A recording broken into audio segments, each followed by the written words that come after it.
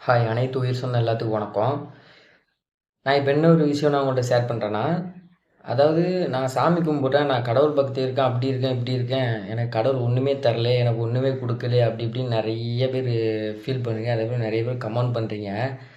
ஆனா ஒரு விஷயத்த மட்டும் நல்லா புரிஞ்சுக்கோங்க. நீங்க கடவுள் ஒண்ணுமே குடுக்கலன்னு சொல்றீங்களே, நீங்க யாருக்காச்சும் குடுத்துருக்கீங்களா? சொல்லுங்க பாப்போம். நீங்க யாருக்காச்சும் ஏதாச்சும் ஒரு பொருள் குடுத்துருக்கீங்களா? இல்ல தர்மம் பண்ணியிருக்கீங்களா? இல்ல எது சாப்பாடு குடுத்துருக்கீங்களா? நீங்க ஏதாச்சும் ஹெல்ப் பண்ணியிருக்கீங்களா? இதெல்லாம் பண்ணாம எப்படி கடவுள் எனக்கு குடுக்கல அப்படி இப்படின்னு நீங்க சொல்லலாம் சொல்லுங்க பாப்போம். கடவுள் குடுக்கலன்னு நீங்க சொல்றீங்க. ஆனா, எனக்கு நான் சாமி கும்பிட்டேன், நான் மாலை போட்டேன், அது பண்ணேன், இது பண்ணேன் அப்படி இப்படின்னு சொல்றீங்க. எனக்கு எதுவுமே கிடைக்கலையே அப்படி இப்படின்னு நெறைய பேரு ஃபீல் பண்றீங்க. இங்க பாருங்க ஒரு விஷயத்த நல்லா தெரிஞ்சுக்கோங்க. இங்க யாருக்கும் எதுவுமே குடுக்கவும், கிடைக்கவும் கிடையாது. அவங்கவங்க கர்மாவ அனுபவிக்கிறதுக்காக தான் இந்த பிறவி. எந்த உயிருமே இந்த இடத்துல பிறந்தது எல்லாமே அதோட கர்மாவ அனுபவிக்கிறதுக்கு மட்டும் தான். சரிங்களா? எதையுமே நம்ம வந்து எடுத்துட்டு போறதுக்கு இங்க வரல. எதையுமே நம்ம சம்பாரிக்கணும்னு வரல. அனுபவிக்கிறதுக்கு மட்டும் வந்திருக்கோம். அந்த அனுபவம் ஏன் அப்படின்னு நம்ம தெரிஞ்சுட்டாலே, நம்ம ஓகே தான். ஓகே 100% ஓகே நம்ம ரிலாக்ஸ் அப்படிங்கிற ஒரு மைண்ட் செட்டுக்கு நம்ம வந்துரலாம். இத தெரியாம தான் நான் பண்றேன், நம்ம தான் பண்ணிட்டுருக்கோம். இதுல வந்து அப்படிங்கிற ஒரு இதுல நம்ம பண்றோம். இதுல முக்கியமான ஒரு விஷயம் நான் சொல்றேன். அதாவது ஃப்ரீ அட்வைஸ் தான். சரிங்களா? நீங்க கேட்டாலும் கேட்கலனாலும் போங்க. அது என்னோட இது இல்ல. அது உங்களோட விருப்பம். ஏன்னா நான் அதெல்லாம் எப்போ தூர விட்டு ரொம்ப நாள் ஆச்சு. அ கௌரவம் அப்படின்னு சொல்றோம். 4 பேர் நம்மள மதிக்கணும் அப்படின்னு சொல்றோம். 4 பேர் மதிக்கிற மாரி நம்ம வாழணும்னு சொல்றோம். அந்த 4 பேரு என்ன யாரு? நம்ம ஊர்ல இருக்கவங்க நம்ம தப்பா நினைப்பாங்க. சரி ஊரே வச்சுக்கிடுவோம். 4 பேர் நம்ம சொல்ல வேண்டாம். அப்ப இதெல்லாம் நம்ம சொல்றோம். அந்த 4 பேரும் இருந்தாலும் சரி, நம்ம ஒரு கட்டத்துல நம்ம ஒரு விஷயம் பண்ணும்போதுல, ஆஹா! ஓஹோ! அப்படியாப்பா அப்படிம்பா. அப்புறம் நம்ம இதா பண்ணும்போது, சரி ஏய் அவனாப்பா, அவன் என்னப்பா இவன், அவன் ஒரு கதி ஆகமாட்டான்ப்பா, அவன் என்ன? இதத்தான் சொல்லப் போறாய்ங்க. ஒரு பிரச்சனைனாலோ, கஷ்டனாலோ ஏதோ நம்மள சுத்தி இருக்கிற நம்ம செஞ்ச ஒவ்வொரு செயலுக்கான உள்ள பலன் தான் நம்மள தேடி வருமே தவிர, வேற எதுவுமே தேட வராது. அதாவது என்ன அவங்க மதிக்கணும், இவங்கள மதிக்கணும், என்னோட மரியாதை அப்படி, என்னோட கௌரவம் என்ன அப்படி அப்படிலாம் கிடையாது. ஒண்ணுமே கிடையாது. குப்பை அதெல்லாம். சரிங்களா? குப்பைய தலையில அள்ளி போட்டு நீங்க பாட்டுல போயிட்டுருக்கீங்க. உங்கள ஒரு நாளு அதாவது இதெல்லாம் அதாவது அனுபவிக்கிறது தான். அனுபவம் தான் நமக்கு வந்து வாழ்க்கையில நமக்கு வந்து ஒரு விஷயத்த வந்து கத்துக் குடுக்கும். வேற எதுவுமே நமக்கு கத்துக் குடுக்காது. அவங்க சொல்லியோ, நம்ம ரிலேட்டிவ் சொல்லியோ, யார் சொல்லியுமே நமக்கு வந்து ஏன் கடவுளே நேர்ல வந்து இத சொன்னாலும் நம்ம ஏத்துக்கிட மாட்டோம். நம்ம அனுபவப்பட்டா மட்டும் தான் அத நம்ம வந்து புரிஞ்சுப்போம். ஓகே அப்படிங்கிற ஒரு மைண்ட் செட்டுக்கு நம்ம வருவோம். ஏன்னா அனுபவம் தான் வாழ்க்கை, அனுபவம் தான் கடவுள். அனுபவத்த வச்சு தான் நம்ம அடுத்த கட்டத்துக்கு போகணும். ஒரு விஷயங்கள்லாம் நம்ம பண்ணணும் எல்லாமே நம்ம யோசிக்கிறோம். ஆனா இதுல மெயினா நம்ம ஒரு விஷயம் நம்ம என்ன முக்கியமா புரிஞ்சுக்கிட வேணும்னா, நம்மளோட எண்ணம் வந்து நம்ம சிறப்பா வச்சுக்கிட்டா நமக்கு ரொம்ப நல்லது. ஏன்னா எல்லாருமே சொல்றாங்க, வாழ்க்கையில ஒரு மனுஷனுக்கு பொருளாதார ரீதியாவும் ஒரு நல்ல நிலைமையிலயும் நல்ல அவன் வாழணும்னா, அவன் வந்து முதல்ல நம் அதாவது அவன நம்பணும். சரி நம்மளால முடியும் அப்படிங்கிற நம்பிக்கை அவன் மேல இருக்கணும். அந்த நம்பிக்கையோட மட்டும் வாழ்ந்தா மட்டும் வாழ்க்கை சிறப்பா இருக்கும். நமக்கு என் ஃப்ரெண்டு வருவான், என் மச்சான் வருவான், என்னோட மாமா வருவான், என்னோட இவங்க வருவாங்க, அவங்க வருவாங்கலாம் யாருமே கிடையாது. அவ்வளோ பேரும் நடிக்காங்க. அந்த நடிப்பு தான் அந்த நடிப்பு இப்ப தெரியாது. சரிங்களா? ஒருத்தன் கடவுள் பக்தியில உண்மையா இருக்கான். அந்த உண்மைகள் எல்லாமே அவனுக்கு தெரியும். ஏன்னா, அந்த கடவுள் அவனுக்கு ஒவ்வொன்னா சோதனை பண்ணுவாரு. சோதனைன்னா ஒவ்வொரு டெஸ்ட்டா வைப்பாரு. அந்த டெஸ்ட்ல இவன் தேர்றானா, ஓகேவா அப்படின்னு. ஏன்னா, அவன்ட்ட இருந்து உன்ன வந்து பிரிச்சு, உன்ன நீ யாரு அப்படிங்கிற ஒரு நிலைய நீ உணர்ந்துக்கணும். அவன் ஒரு விஷயத்துக்கு அவனோட கர்மாவுக்கு அவன் வந்திருக்கான். நீ உன் கர்மாவுக்கு வந்திருக்க. உன் கர்மாவ கழிச்சுட்டு நீ போ. நீ ஏன் இங்கேயே நின்னுட்டு இருக்க அப்படிங்கிற ஒரு கான்செப்ட் தான் சரிங்களா? உண்மையான தூய பக்தி கர்மாவ கரைக்கிறதுக்கு உதவும். சரிங்களா? அடுத்தடுத்த பிறப்ப தடுக்கிறதுக்கு கடவுள் நமக்கு ஒரு வழி காட்டுவாரு. சரி ரைட்டு பொழச்சு போடா! அப்படிங்கிற ஒரு மைண்ட் செட்டுக்கு நமக்கு வந்து தள்ளப்படுவோம். அதனால நான் இந்த சாமிய கும்பிட்டேன் எனக்கு நெறைய கிடைச்சுச்சு. அந்த சாமிய கும்பிட்டேன் எனக்கு நெறைய கிடைச்சுச்சு. ஒண்ணுமே கிடையாது. மனசார நான் என்ன நம்புறேன் அப்படிங்கிற ஒரு மைண்ட் செட்டு தான். அதாவது இன்னொரு விஷயம் என்ன சொல்லணும்னா, நீ சுத்தி இருக்கிறவங்களோ, உள்ள யாரையும் நீ புரிஞ்சுக்கிடன்னு நெனச்சன்னா, நீ வந்து பைத்தியக்காரன். தன்னை யாரு, நான் யாருன்னு நீ தேடுனன்னா நீ ஞானி, யோகு, சித்தர். பல ஞானங்கள அடையலாம். நீ சுத்தி இருக்கிறவங்கள தேடுனன்னா, உன்னோட இது பைத்தியக்காரத்தனமா பைத்திய பித்து புடிச்சு அலைவ. நீ யாரு? நான் எதுக்கு வந்திருக்கேன்? நம்ம எதுக்கு? அப்படிங்கிற ஒரு மைண்ட் செட் நம்ம தேடுனனாலே, நமக்கு ஒரு பெரிய டாபிக் கிடைக்கும்.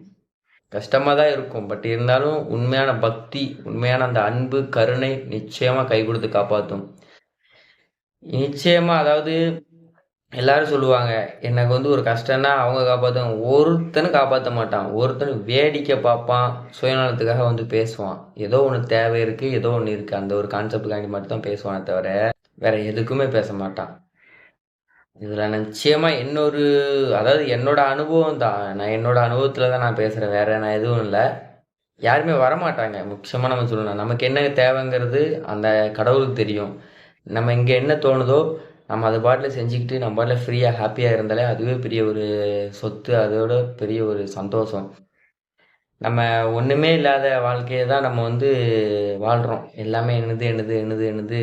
அதாவது ரீசெண்டா 2 நாளைக்கு முன்னாடி ஒரு இடத்துல ஒரு வேலை பார்த்துட்டு இருக்கும் போச்சுல, அங்க வந்து சன்சைடு லாஃப்ட் அடிக்கக்கூடாது. அங்க வந்து என்னோட இடம், தண்ணி போகணும், எனக்கு பாதை வேணும் அப்படின்னு சொல்லிட்டு இருந்தாங்க. நான் வந்து அத பெருசா கேர் பண்ணல. மனசுக்குள்ள ஒரே விஷயம் நெனச்சுக்கிட்டேன். உன்னையும் மண்ணுக்குள்ள போட்டு தான் மூடப் போறாங்க. என்னையும் மண்ணுக்குள்ள போட்டு மூட தான் போறாங்க. அப்போ சன்சைடும் வராது, இடமும் வராது. சிரிச்சுக்கிட்டேன். அவ்வளோதான். வேற ஒண்ணுமே கிடையாது.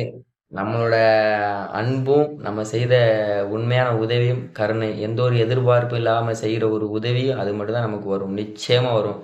அது உயிர் பிரியக்கூடிய தருவாயில கூட வரும். உண்மதான். ஏன்னா, அது ஒண்ணு தான் நம்மள காப்பாத்தும். வேற எதுவுமே காப்பாத்தாது. மித்தது எல்லாமே நம்ம வந்து சும்மா ஏதோ ஒரு இருக்கு. நம்ம அவங்கட்ட வந்து அன்பா இருந்துட்டு, ஜாலியா இருந்துட்டு போயிரணும். அவங்க திரும்பி அன்பு வைக்கிறாங்க. அவங்க அன்பு வைக்கல அப்படின்னு சொல்லி நம்ம நினைச்சோன்னு வச்சுக்கோங்களேன், ரொம்ப டிப்ரஷன், ரொம்ப மனக்கவலை உடைஞ்சிரும். சுக்கு சுக்கா உடைஞ்சிரும். திரும்பி அதுலேருந்து மீண்டு வர்றதுக்கு நம்மளால முடியாது. ஏன்னா அவ்வளோ அன்பு வச்சிருப்போம். அந்த அன்பெல்லாம் நம்ம ஒரு செகண்ட் யோசித்து பார்த்தாலே வாழ்க்கையில அடுத்த கட்டத்துக்கு நம்மளால போக முடியாது. அதனால வேற நான் ஒண்ணுமே சொல்ல நண்பர்களே. நீங்க வாழுங்க. உங்களோட வாழ்க்கைய வாழுங்க. உங்களோட கர்மாவ அனுபவிங்க. ஹாப்பியா இருங்க. நீங்க உங்க கர்மாவுக்கு வந்திருக்கீங்க. நான் என் கர்மாவுக்கு வந்திருக்கேன். கர்மான்னா என்ன? நம்ம வச்ச எண்ணங்களும், நம்ம வச்ச ஆசைகளும் தான். அதை நிறைவேத்துறதுக்காக நம்ம வந்திருக்கோம்.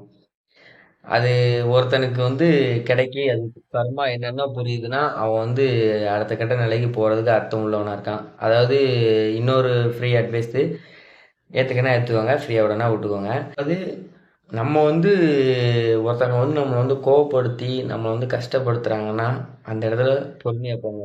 அதே ஒரு இடத்துல நம்ம ஒருத்தவங்க புகழ்ந்து பேசுறாங்கன்னா, அவங்கள தயவு செய்து நம்பிறாதீங்க. அவங்கள வந்து உங்க மனச அங்க வந்து பறக்க விடாதீங்க. ஏன்னா, நம்ம வந்து திட்டுறவன கூட நம்ம வந்து ஏத்துக்கலாம். அவன் வந்து நம்மகிட்ட வந்து ஏதோ நேர்ல நின்னு எதிர்த்து பேசுவான். ஆனா புகழ்றவன் சைடுல நின்னு புகழ்வான். அவன அதாவது புகழ்ச்சியே இதுங்காதீங்க. ஏன்னா, அது வந்து நம்மள வந்து ரொம்ப இதுங்கும். எது நடந்தாலும் கடந்து போகக்கூடிய பக்குவத்த நம்ம வந்து வளர்த்துக்கிட்டாலே மிகப்பெரிய ஒரு இதுதான். நெறையோட மிஸ் அண்டர்ஸ்டாண்டிங் இதுதான். யாருக்கு என்னன்னு இருக்குமோ அதுதான் நிச்சயம். அதனால எதிர்பார்க்க வேண்டாம். நம்ம அன்பு பிச்சை கேட்டுட்டு இருக்கோம். நம்மளும் பிச்சைக்காரன் தான். நான் அதாவது பிச்சைக்காரங்க ஏன் சொல்றேன்னா, நம்ம மிகப்பெரிய பிச்சைக்காரன். காச கேட்டு எதிர்பார்த்தாலும் பிச்சைக்காரன் தான். அன்ப கேட்டு எதிர்பார்த்தாலும் பிச்சைக்காரன் தான். நம்ம அன்பு கொடுப்போம். முதல்ல நாமளா இருப்போம். அதுக்கப்புறமா அவங்க 2வதா இருந்துட்டு போறாங்க. சரிங்களா? அன்பு கொடுத்தா ரிட்டர்ன் அன்பு வரும். நம்ம வந்து எதுவுமே கொடுக்காம நம்ம வச்சுக்கிட்டோம்னு வச்சுக்கங்களேன், ஒண்ணுமே கிடையாது. இன்னன்னைக்கு இருக்கிற வாழ்க்கைய ஹாப்பியா வாழ்ந்தாலே போதும். ஆனா நிச்சயமா வாழ முடியாது. ஒருத்தன எப்படி சொல்றது? சுவாரஸ்யமா வாழ்றான்னா, அவன் எல்லாத்தையும் ஏத்துக்கிட்டு தான் வாழ்றான். அதேபோல சிரிக்கிறவன் வந்து சிரிக்கிறவன் வந்து கஷ்டத்த வந்து "அவனுக்கு என்னடா கவல? அவன் ஹாப்பியா இருக்கான்" அப்படின்னு எல்லாரும் சொல்லுவாங்க. அப்படிலாம் கிடையாது. கஷ்டங்கிறது எல்லாத்துக்கும் பொதுவானது, எல்லாத்துக்கும் சமமானது. ஏன்னா அள்ளி கொடுக்கும் கஷ்டத்த வந்து. அதை ஏத்துக்கிட்டு ஹாப்பியா வாழ்றது நம்ம கையில இருக்கு. அது வந்து எப்படிங்கிறது நம்ம மூவ் பண்ணி போகக்கூடிய ஒவ்வொரு விஷயம் தான். எல்லாம் பார்த்துக்கலாம் அப்படிங்கிற ஒரு மைண்ட் செட் தான். நம்மள நாமளே தைரியப்படுத்திக்க வேண்டியதுதான். ஒருத்தரும் இங்க வரமாட்டாங்க. ஒருத்தரும் நமக்கு உதவி பண்ண மாட்டாங்க. சும்மா ஏதோ ஒரு பேச்சுக்கு. நமக்கு ஏதோ ஒரு உதவி வருதுன்னா, அந்த கடவுளோட ஒரு உதவி மட்டும் தான் நமக்கு கிடைக்கும். நம்ம செஞ்ச ஒரு செயலோட நல்ல செயலுக்கு மட்டும் தான் கிடைக்குமே தவிர, வேற எதுக்குமே கிடையாது. எல்லாம் ஒரு மாயை. சில காலம்தான். சிவா. வாழுங்க. நீங்களும் வாழுங்க. மத்தவங்களையும் வாழ வைங்க. வாழ்க்கைய அனுபவிச்சு வாழுங்க. நன்றி. சிவா.